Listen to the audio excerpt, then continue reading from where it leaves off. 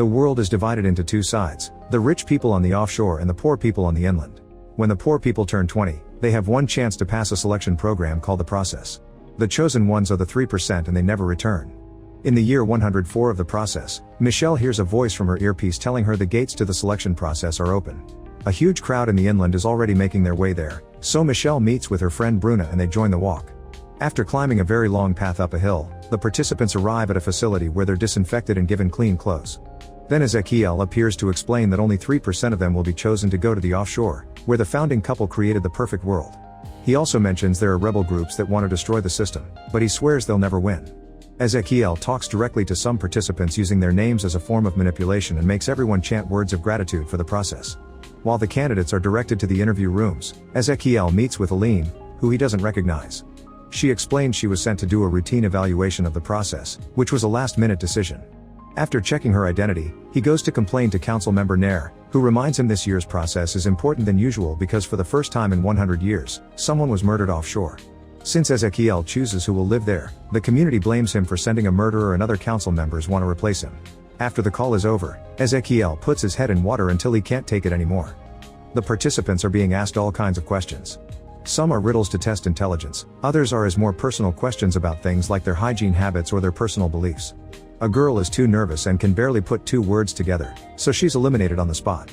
A boy gives lots of confident answers, but interviewer Denise can tell it's all memorized stuff with no actual personality or originality and kicks the boy out too. The guy protests so much that he has to be dragged out by force. Michelle is asked if she knows anyone who made it through the process and answers her boyfriend, swearing she doesn't want to pass only because of him.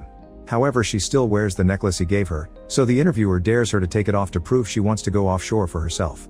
After she does so, the man tells her she did the right thing because her boyfriend's profile says he's dead.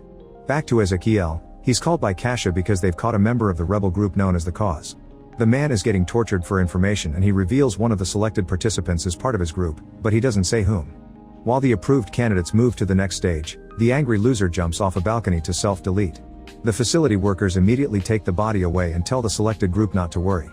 Next, all the candidates are scanned to check their registration.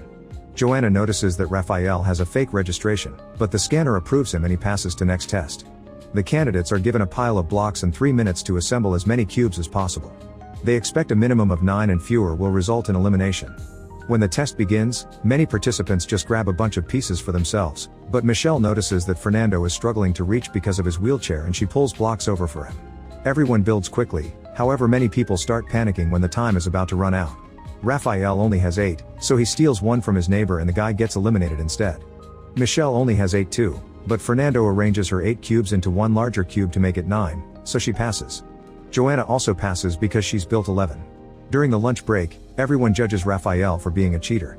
He starts ranting and approaches a big guy to annoy him, causing the man to start beating him up. Soon other candidates join the beating, but Marco feels bad and makes them stop. After Raphael gets up, Joanna points out he took the beating to get sympathy and asks for an alliance, saying that if he betrays her, she'll reveal that he faked his registration. In the meantime, Ezekiel meets with Denise. He doesn't blame her for the candidate's death, but he still pushes her head in a bowl of water, ignoring Aline's protests. When he takes her out, he explains he does that to himself as a reminder that what they do is life and death. Denise leaves after saying she understands, only to returns a moment later to thank Ezekiel for everything. At that moment, Kasha tells Ezekiel they have a lead. Michelle and Bruna are pulled away from lunch and taken to Kasha. She covers their eyes with a black compound and leads them into a room, where she removes the compound and tells them about the mole. Their intel says this mole lives on the same block as the girls, meaning one of them must be the rebel. The girls swear it's not them, so Kasha gives them 3 minutes to confess or she'll kill them both. After Kasha leaves the room, the girls have an argument since they both keep on swearing they aren't a rebel. In the end, they agree to attack Kasha to escape. Then Michelle starts remembering all the training she received with the rebels. She never had a boyfriend, the necklace had been a random prop for a makeup story that could earn her sympathy. Michelle joined the cause because she wanted revenge on Ezekiel for killing her brother. When Kasha comes back, Bruna attacks her and immediately gets shot. Michelle tries grabbing Kasha's gun, but Ezekiel arrives and gets it first. He just pushes Bruna's body off Cassia, who now believes Bruna had been the mole. They ask Michelle to keep the secret and they send her back to the waiting room. Then Michelle finds a corner to cry in private. Next, the candidates are put through a physical examination. When it's Fernando's turn, the scanner detects the wheelchair and rings an alarm, so he's taken away. In a lab, a doctor confirms he can't feel anything on his legs and injects a green substance into a bruised area on his back. A glow appears for a few seconds, and after feeling some pain in his back, Fernando is shocked to feel his legs again. The doctor explains this will only last for a few minutes, and to get the full treatment he must pass the process. Fernando gets back on his chair and joins the candidates going to their next test. The room looks like a house containing mannequins in various positions. The participants are told to analyze the scene and figure out what happened to a blue mannequin, who appears in distress. While Michelle's group starts looking for clues, they keep hearing the speakers announcing what groups are being eliminated for getting the answer wrong. Michelle notices the mannequins have vaccine scars, meaning they're from the offshore. After lots of observation, Fernando shares his theory: the hostess inviting some friends for dinner because she wanted to poison the woman her husband was having an affair with. Fernando is proud of his conclusions and wants to press the button to contact the examiner, but Raphael stops him, saying that solution is wrong because the process wouldn't show them adultery and murder happening on the offshore. He thinks the dead mannequin is allergic to silver because everyone is wearing something made of metal except for her. Most of the group brings out objects that confirm the theory, and when they press the button to share it, they're told they're correct. Everyone in Michelle's group passes except for a boy who did nothing to help. During another break, Joanna brings Lucas to the bathroom so they can get dirty inside a stall, not knowing there's another candidate that can hear them. Meanwhile, Aline notices Ezequiel leaving the building. He's outside, gathering some things hidden under rocks to disguise himself. Aline uses the security cameras to spy on him and is surprised to see him in a bad neighborhood posing as a beggar. When he finally realizes the cameras are following him, he runs away, dropping a bunch of food in the process. Moments later, the candidates are divided into groups of 7 and sent to another room. There's a bag with only 6 coins, and after 15 minutes, only those holding a coin will make it through. If after 15 minutes they haven't chosen who is out, the whole group will be eliminated. Raphael immediately grabs a coin and announces he's keeping it, so Marco grabs him with great strength and forces him to drop it under threat. They keep all the coins in the bag and start the discussion. However, the argument goes on for a while and they can't reach an agreement. With only 5 minutes left, they decide to draw names using Agata's scarf. They make strips and whoever picks the shortest will be out. Joanna is the loser, so everyone else grabs a coin from the bag when the examiner comes by. Yet when Lucas reaches in, he finds the bag empty. It turns out Joanna hid a coin all along, and now she leaves with the winners while he's kicked out. Afterward, all the candidates insert their coins in a machine to receive drinks except for Joanna, who keeps remembering how men in her neighborhood used to beat her up on the streets. When Ezequiel comes back, he checks the cameras to find himself and runs the facial recognition software, but it comes up with no match. Then he sticks his face in water. Later, Aline sends the footage to Mateus, the council member who wants to bring Ezequiel down. He orders Aline to find out what Ezequiel is hiding. At the same time, Nair informs Ezequiel that Aline is working for Mateus, so he should be careful. For the next test, candidates are called a group at the time instead of being all tested together. Those left in the waiting room watch the eliminated participants left with wet pants. Denise calls Michelle's group and explains they have to cross the tunnel as a group in 5 minutes. Inside the tunnel, they find a countdown and flickering lights that make it hard to see.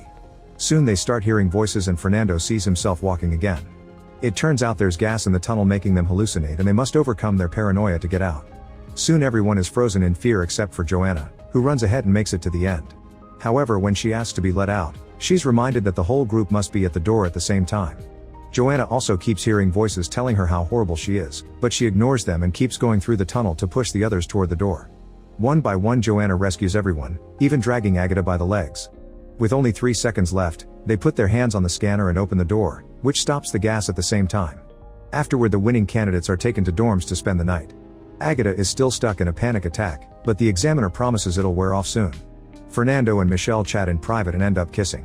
While Joanna rests, she remembers the day she broke into the house of the guys that attacked her to steal a gun and a bag with supplies.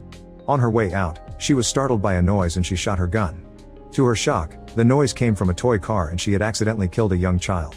In the present, Joanna notices someone moving around and follows the figure to the bathroom. When she looks into a stall, she thinks she sees the dead child. It's actually Agata, who jumps on her to strangle her.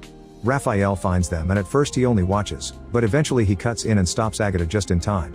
Meanwhile, Ezequiel gets an alert on the computer and sees a kid sneaking around. He goes to investigate and finds the child in a hallway. His name is Augusto and he's there because he's hungry. After making sure to delete the footage with Augusto's face, Ezequiel takes him to his room to share dinner. It turns out the food Ezequiel had taken to the bad neighborhood had been for this kid, so he explains he won't be able to visit for a while because he's being watched. Ezequiel gives him a pair of glasses so Augusto can see better. He also gives him a cube to play with. When Aline knocks on his door, Ezequiel hides Augusto before letting her in. She asks why he has 2 plates out and if it's normal for employees to leave the building during the process, but Ezequiel dodges all her questions. After she leaves, Ezequiel gets Augusto out of the building and tells him to never come again. Back to Joanna, She remembers the day she asked a woman to give her a fake registration. The implant had to be inserted through surgery and was under the name of the previous owner, so the girl became Joanna to match it. A few hours later, Joanna woke up from the surgery to learn there was a bounty on her head for killing the child. The woman was disappointed in her and kicked her out. In the present, Raphael finds her and sees the scar. He tells her she isn't a bad person and they make their alliance stronger. In the morning, Joanna and Fernando leave the room and discover the way they came through is now blocked by a wall. While Fernando tells the others that they're trapped, Joanna investigates a vent. Marco tries opening a door and pulling some levers by their beds, but nothing happens. They search the area but there are no employees or food anywhere. Marco discovers a panel on the wall and thinks about the life in his old family home, which makes him realize what the test is. He calls the others over and shows them the lines of numbers on the panel. They need to memorize them and take them to the corresponding room, where they'll pull the levers by matching them to the codes. They must coordinate their movements and do it at the same time to make it work.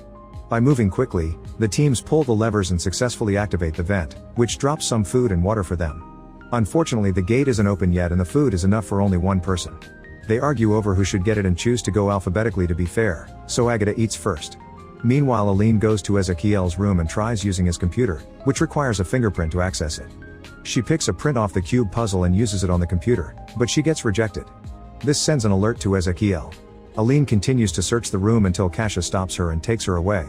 Ezequiel calls the council and accuses Mateus to send a spy in front of the others. In the meantime, Aline analyzes the print from the cube. Back to the candidates. Every time they solve a series of numbers, the vent gives them more food and the panel resets with another quiz. The team keeps working together without issues and eventually everyone eats something, so nobody is disqualified. Ezequiel refuses to let everyone pass and decides to make a few changes. The candidates keep on working but the next 10 times they solve the panel, no food is dropped and the group is getting exhausted. An argument ensues and they decide to go to bed for now, ignoring Marco's pleas to keep going. Agata stays to keep staring at the panel, obsessing over the numbers. At that moment a bunch of food falls and the candidates run to get some as they push each other. Michelle raises her voice to stop them so they can divide the packets fairly. Marco realizes all this food means the test has changed and they need to find a way to get out. The strongest candidates break some beds and use the pieces to try to force the door open. After lots of effort, they manage to open it wide enough to put a metal bar to hold it. However, the bar is starting to bend and everyone worries about getting crushed, so Raphael crosses first. At the end of a corridor, he finds another door that is also locked, so he has to go back and drop the bad news.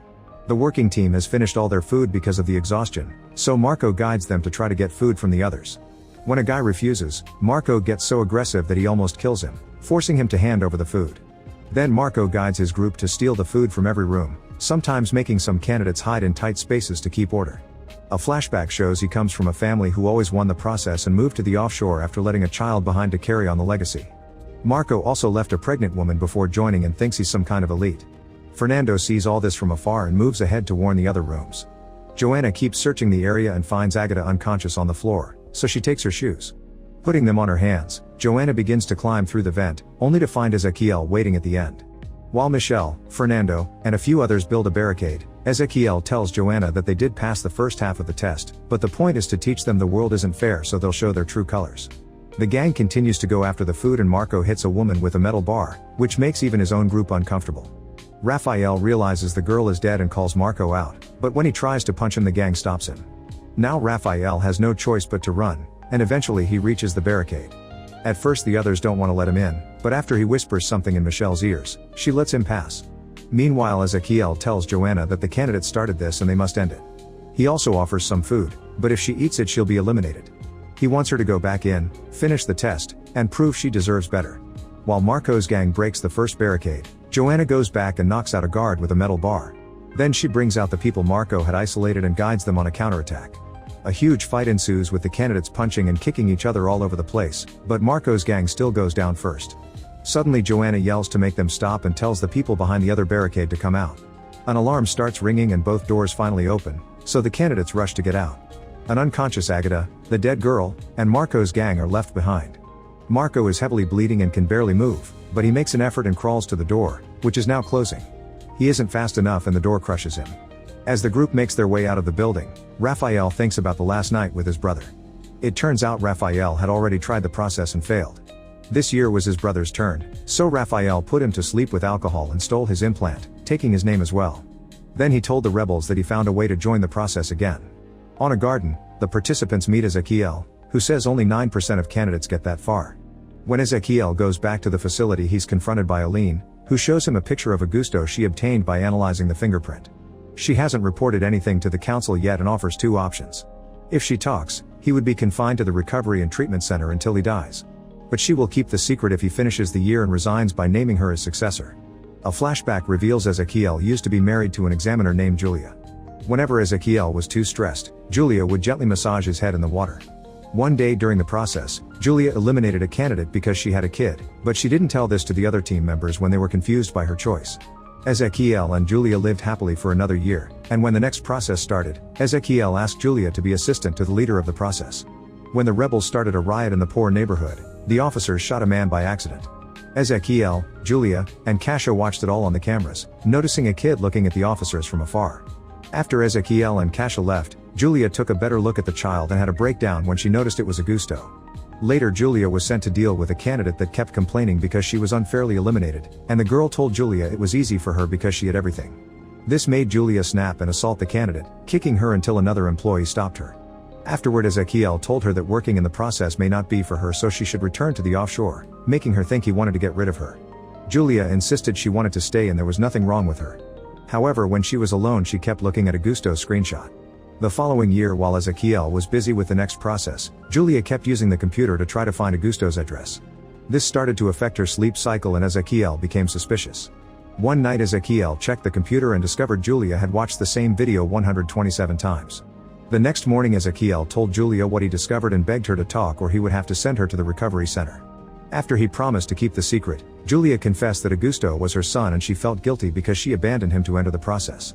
She wanted to see him again, but Ezequiel said it wasn't possible and she had to wait for the kid to pass the process too. A few days later, Julia watched the video again and finally managed to find Augusto's address, so she decided to leave the facility. Ezequiel noticed and ordered the guards to close the gate, but Julia rolled under it just in time. A desperate Ezequiel went after her, quickly catching her and carrying her back. Then he sent her to the recovery center on the offshore. That night, Julia took out the printed screenshot of Augusto and finally gave up. She went to the beach and walked into the water to self-delete.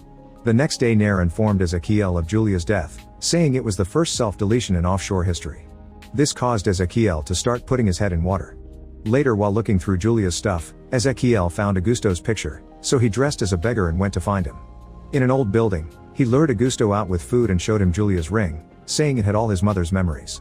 He could only have it when he got to the offshore. In the present, Ezequiel learns from Nair that Aline filed her report with only praise for him. Meanwhile, Michel talks to Raphael in private because he knows she's with the rebels. That's what he whispered to her. He explains he's with the cause too and saw a picture of her at headquarters.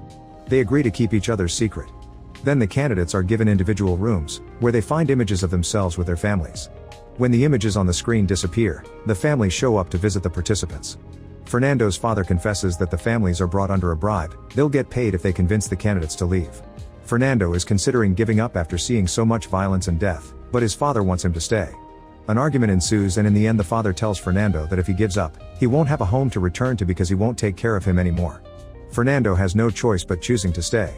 Joanna is an orphan, yet she gets a visitor that knocks her out from behind.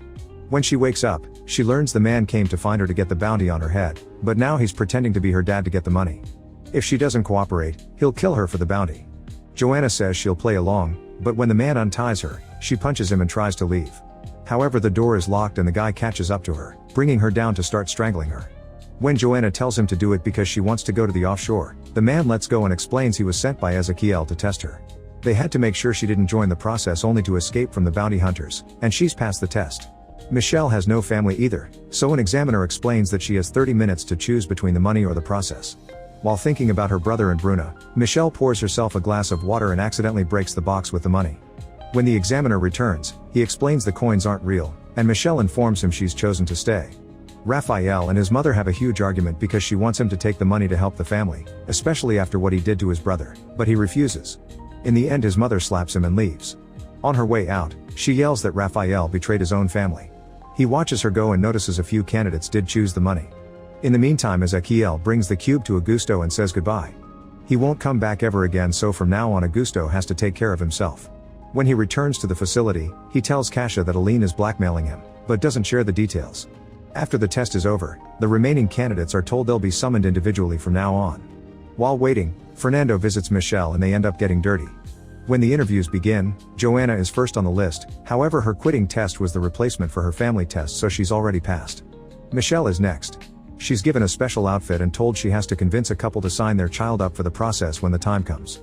However, when she enters the room, Michelle finds Bruna's parents and Cassie tells her through the earpiece that she must tell them about Bruna's death. After some hesitation, Michelle tells the parents that Bruna died in an accident, causing them to cry. Then Michelle says she's there to apologize in name of the process and still tries to convince them to sign up their other daughter, which makes them very angry. When they try to leave, Michelle confesses her brother died in the process. She cries as she describes how he died in the process, and for many years, she hated the system. But when she joined the process, she realized she was doing this so his death wouldn't be in vain. She thinks Bruna's sister could do the same, and the parents agree to sign her up. Michelle passes her test, and when Kasia asks about the story, she pretends she made it up. Meanwhile, Fernando is challenged to come up with a new test for the process in 30 minutes. When the time runs out, he shares his idea. Candidates need better motivation, so they should be tested without knowing they are. An examiner would come up with a lie to make them choose between the process and something important, like a parent dying. This idea allows Fernando to pass. Raphael must project some images on opposite walls at exactly 6 p.m. Since the controllers are at opposite ends of the hall, he must convince another candidate to help him. He tries asking the first guy he sees, but he's been eliminated. Next he goes looking for Joanna, who agrees to help him if he confesses why he faked his registration.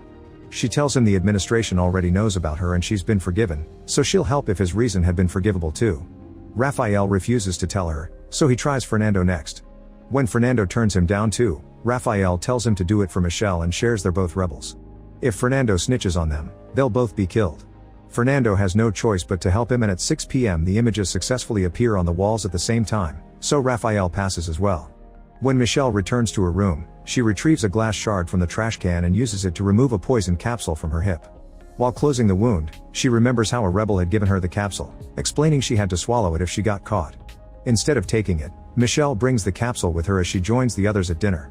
She approaches Ezekiel and thanks him for the process with a hug, which gives her the chance to put the poison in his drink. Before Ezekiel can take a sip, he's approached by the examiners to have a chat and the glasses mix. When they finally drink, an examiner ends up poisoned instead and he collapses on the ground. He's immediately taken to the doctors, but they can't do anything and he dies. The doctors run some tests and confirm the poison in the guy's blood, so Ezekiel begins reviewing the security footage. Meanwhile, Raphael tells Michelle he saw what she did and that Fernando knows about them. Michelle goes to talk to him, but Fernando assures her he'll keep the secret. He doesn't care about the offshore anymore, he only cares about her. At that moment an alarm rings and the candidates are told they must remain in the hall until further notice. Then Michelle asks Raphael to get rid of her empty capsule, but suddenly Ezekiel arrives with guards, so Raphael can only throw it off the balcony. One by one the candidates are interrogated in private, and Joanna starts to think this is a test. When it's Fernando's turn, he swears he knows nothing, but Ezekiel notices he's nervous and explains that if Fernando is protecting someone, he'll be considered an accomplice. Michelle is called next and Ezekiel shares a drink with her. He also notices her wound, so she pretends she was mugged before she joined the process. Ezekiel shows her a video of the body and the widow crying over him, but it doesn't break her and she keeps swearing she knows nothing, so she's freed. On her way back, Michelle starts feeling sick. Fernando finds her and helps her calm down when she considers handing herself in. It seems Ezekiel's drink had a truth serum, but thanks to Fernando's help, Michelle stays in the corridor. Afterward, Ezekiel tells the council that Aline did it. While the guards arrest her, Ezekiel shows security footage of the moment she poured him a drink. He also shows a video of the rebel they captured a few days ago, who pretends Aline has been working for the cause all along. Aline is given a chance to speak and she tries to share the dirt she has on Ezekiel, but Nair has hacked into her files and replaced them with her praising report. Meanwhile, the captured rebel asks Kasia to keep her end of the deal and end things, but instead of killing him, Kasia leaves. The candidates are sent to their rooms and Michelle finds Ezekiel waiting with the capsule. The next morning, all the participants are awakened with messages of congratulations on passing the process. Fernando goes to Michelle's room, but she's missing and her message is jumbled. At that moment, Ezekiel tells him Michelle has been eliminated, so Fernando announces he wants to quit. He immediately leaves the building and finds an examiner outside who informs him they've used his own test to check his motivation, and he failed. Fernando freaks out and asks to see Michelle, but the gate closes and locks him out. In the meantime, Michelle is being waterboarded, but she won't talk. Ezekiel tells the guards to leave and admits he and Kasia were suspicious of her from the start. He keeps demanding answers and grabs her hair until she explains she wants him dead because he killed her brother. However, Ezekiel shows her a video proving that her brother is happily living on the offshore. He explains the rebels lie to recruit people and that he knows this because he used to be one. If Michelle shares information he'll let her go, but she still refuses to talk, so he leaves her with more videos of her brother. Afterward, Ezekiel chats with Nair, who now knows about Augusto from Aline's files, and announces she won't support Ezekiel anymore. The winners are sent to the garden to go through purification. However, Kasha takes Joanna to an office. At the garden, Ezekiel announces that the candidates must get a vaccination that will sterilize them. There are no children on the offshore because heredity was the biggest injustice that sustained the old world. There's only one true path to a superior society, and that's merit, which is evaluated by the process. The winners are given a few minutes to think about it because they can still choose to leave. Raphael watches how most candidates go through purification, and after lots of hesitation, he agrees to take the vaccine as well. Ezekiel visits Michelle again after she spent hours watching videos of her brother. He tells her she should get revenge for the actual dead people like Bruna and the poisoned examiner, who were killed by rebel plans. Michelle finally gives in and tells Ezekiel where she was supposed to meet her rebel handler if she got eliminated. Soon a bunch of guards show up at Michelle's neighborhood and arrest her handler. Pleased by these results, Ezekiel gives Michelle the vaccine and welcomes her to the offshore, explaining only a person that has been on both sides can be certain of their convictions. She'll have to spend some time in the recovery center first, but her brother can visit her there. Ezekiel asks if there are other rebel spies, but Michelle says there aren't. Afterward, Ezekiel meets with Joanna because he has a final test for her, saying she has potential to be more than an ordinary citizen. He shows her a live feed of the man that attacked her before she entered the process and gives her the chance to kill him by just pressing a button. Joanna almost does it but stops herself at the last second, saying she isn't a killer. When Ezekiel calls her a weakling, Joanna laughs and says he's the weak one because he lost all his humanity. Then Joanna leaves the building and finds Fernando. She tells him Michelle won't come, so he agrees to leave with her. They go back to their old neighborhood and Fernando sees his dad, but leaves without talking to him. At the facility, Ezekiel keeps thinking about all the deaths and throws a bottle at the water bowl before letting the wine fall on his head.